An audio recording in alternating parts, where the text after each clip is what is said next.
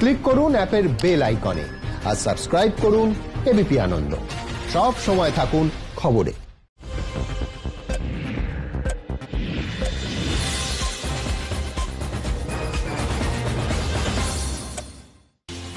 নমস্কার, এবিপি আনন্দ আপনাদের স্বাগত। আমি শিলাদিত্য। রাজ্যে 24 ঘন্টায় করোনা আক্রান্ত আরো 372 জন। রাজ্যে 24 ঘন্টায় করোনা আক্রান্ত হয়ে মৃত 10 জন। রাজ্যে করোনা আক্রান্তের সংখ্যা 8,985 জন। রাজ্যে করোনা আক্রান্ত হয়ে মৃত 415 জন। চিকিৎসার পর সুস্থ 3,620 জন।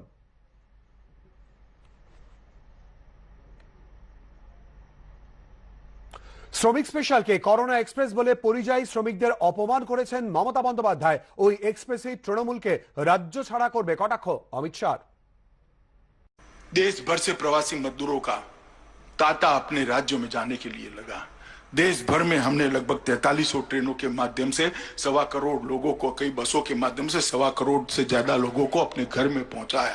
मगर जब ट्रेनें चालू हुई तब एकमात्र बंगाल राज्य ऐसा था जिन्हें सबसे कम ट्रेन ली। अब तक 236 ट्रेनों के अंदर हमने 3 लाख लोगों को पहुंचा है।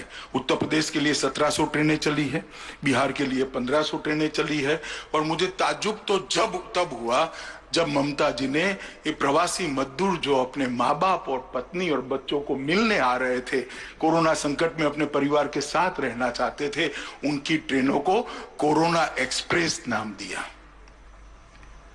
हमने उसको श्रमिक ट्रेन नाम दिया। ममता दीदी ने कोरोना एक्सप्रेस कहा।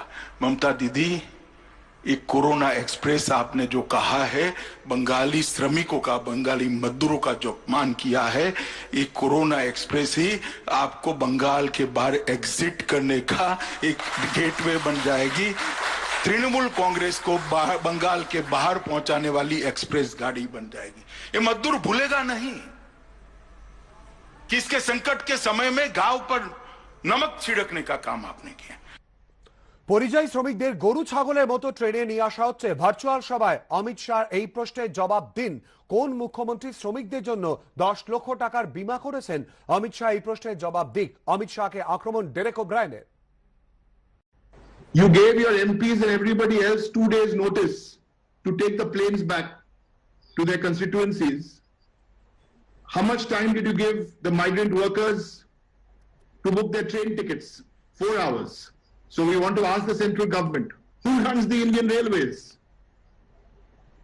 You abandoned migrant workers for 50 days. We had suggested, practical suggestion, that if you ran those trains even with social distancing, you could have taken 30 million in 5 days.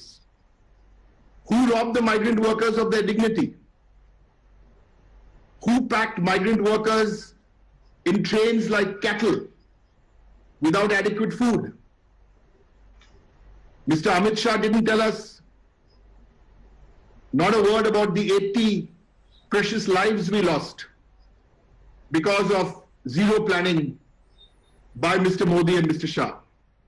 Ayushman Bharat প্রকল্পে দেশের বহু মানুষ উপকৃত হয়েছেন, কিন্তু আয়ুষ্মান ভারত প্রকল্পের সুবিধা বাংলার মানুষ পান না। মমতা বন্দ্যোপাধ্যায় নরেন্দ্র মোদীর জনপ্রিয়তাকে ভয় পেয়েছেন। আমরা রাজনীতি করছি না, মমতা বন্দ্যোপাধ্যায় রাজনীতি করছেন। বাংলায় বিজেপির মুখ্যমন্ত্রী শপথ নেওয়ার 1 মিনিটের মধ্যে আয়ুষ্মান ভারত চালু হবে। ভার্চুয়াল সভায় তো অমিত শাহ।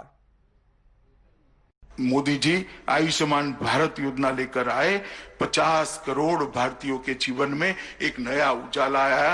5 लाख रुपए तक का स्वास्थ्य का पूरा खर्चा आज नरेंद्र मोदी सरकार उठा रही है। मगर बंगाल को इसका फायदा नहीं मिलता है, क्योंकि मोदी जी लोकप्रिय न हो जाए इसके डर से ममता दीदी आयुष्मान भारत योजना को बंगाल की धरती पर उतारना नहीं चाहती। मैं पूछना चाहता हूं ममता दीदी से, क्या बंगाल के गरीब का अधिकार नहीं है? क्या बंगाल के गरीब को अपने बूढ़े बाप का छोटे बच्चे की इलाज कराने का अधिकार नहीं है? आयुष्मान भारत योजना से बंगाली क्यों विमुख? आपकी राजनीति करने के लिए बहुत सारे मैदान है ममता जी, कोई मैदान आप तय कर दो, कर लेंगे 2-2 हाथ। गरीबों के अधिकार को आप क्यों रोक कर बैठे? और मैं आज बंगाल की जनता को कहना चाहता हूं, ये सरकार बंगाल के गरीबों के अधिकार को रोक कर बैठी। राजनीति की भी एक हद होती है, और आप हमें कह रही है हम राजनीति कर रहे हैं। देश भर ने देश भर ने आयुष्मान भारत योजना स्वीकार ली, अंत में अरविंद केजरीवाल जी ने भी स्वीकार ली, मगर ममता दीदी आप क्यों नहीं स्वीकार रही हो? बंगाल की जनता आपको पूछना चाहती है और मैं भी पूछना चाहता हूं, मगर मैं बंगाल वालों को आश्वस्त करना चाहता हूं, चुनाव समाप्त होने दीजिए। भारतीय जनता पार्टी के मुख्यमंत्री के शपथ के 1 ही मिनट के बाद आयुष्मान भारत योजना वहां पर लागू होगी। রাজ্য যা করেছে কেন্দ্র তার নকল করার চেষ্টা করছে। মোদী সরকার হলো নকলি মহারাজ। রাজ্যের 7.5 কোটি মানুষ স্বাস্থ্য সাথী প্রকল্পের আওতায় 5 লক্ষ টাকার বীমা করা হয়েছে। 1518টি হাসপাতাল এই স্বাস্থ্য সাথী প্রকল্পের আওতায়। পরে কেন্দ্র আনলো আয়ুষ্মান ভারত প্রকল্প। শুধুই নকল। আক্রমণ অমিত মিত্রের। 2016 সালে, in fact to be precise 30th December 2016, মাননীয় মুখ্যমন্ত্রী স্কিম ইন্ট্রোডিউস করেছিল। সেই স্কিমটার নাম হচ্ছে স্বাস্থ্য সাথী। তাতে কি ছিল? তাতে ছিল 1.5 কোটি পরিবার এই স্বাস্থ্য সাথীতে কভার্ড হবে, যাতে তাদের কোনো শুশ্রূষার জন্য, মেডিকেল নিডস এর জন্য, সবের জন্য তারা কমফোর্টেবল। তার মানে 7.5 কোটি মানুষ এই স্কিমের দ্বারা কভার্ড হলেন এবং 5 লক্ষ টাকা অবধি তাদের বেনিফিট দেওয়া হবে। 2016-তে মাননীয় মুখ্যমন্ত্রী স্কিম করেছিলেন। কতগুলো হাসপাতাল সেই স্কিমের মধ্যে এলো? 1518টি নেটওয়ার্ক হসপিটাল এই স্বাস্থ্য সাথী স্কিমের মধ্যে। তারপর আমরা কি দেখলাম? প্রায় 1.5 বছর পরে হঠাৎ এক স্কিমের কথা শোনা গেল, আয়ুষ্মান ভারত। আমরা তুলনা করে দেখেছি নকল করার প্রচেষ্টা। আয়ুষ্মান ভারত নাকি আমরা নিলাম না। আরে বাবা, 2016 থেকে স্বাস্থ্য সাথী চলছে successfully, catering to 7.5 crore persons। রাজ্যে আইন শৃঙ্খলা চূড়ান্ত অবনতি। দুর্নীতির শিখর ছুঁয়েছেন এই গণতন্ত্র। বিজেপি ক্ষমতা এলে অপরাধ ও দুর্নীতি মুক্ত বাংলা করবে। মন্তব্য অমিত শাহ। भ्रष्टाचार, टोलबाजी, राजनीतिक हिंसा, सत्ता, स्वार्थ, सिंडिकेट, संपत्ति, ये 4S के आधार पर तृणमूल कांग्रेस ने कम्युनिस्टों को भी अच्छा कहलाई इस प्रकार का शासन किया है। मित्रों, मैं बंगाल की जनता को कहने आया हूं कि क्या राजनीतिक हिंसा कभी बंगाल का आभूषण बन सकता है क्या? राजनीतिक परिवर्तन का माध्यम हिंसा हो सकती है क्या? किसी की रैली न करने देना, किसी से बात। अब ममता जी अब क्या करोगी? चलो हम तो वर्चुअल रैली से बंगालियों से बात कर रहे हैं, अब आप क्या करोगी? रोड लोग रोक देंगे, हेलीकॉप्टर रोक देंगे। ममता जी, आप परिवर्तन को नहीं रोक सकती। ममता दीदी, हिंसा का कीचड़ जितना फैलाओगी, भाजपा का कमल इतना ही प्रदीप्त होकर बाहर।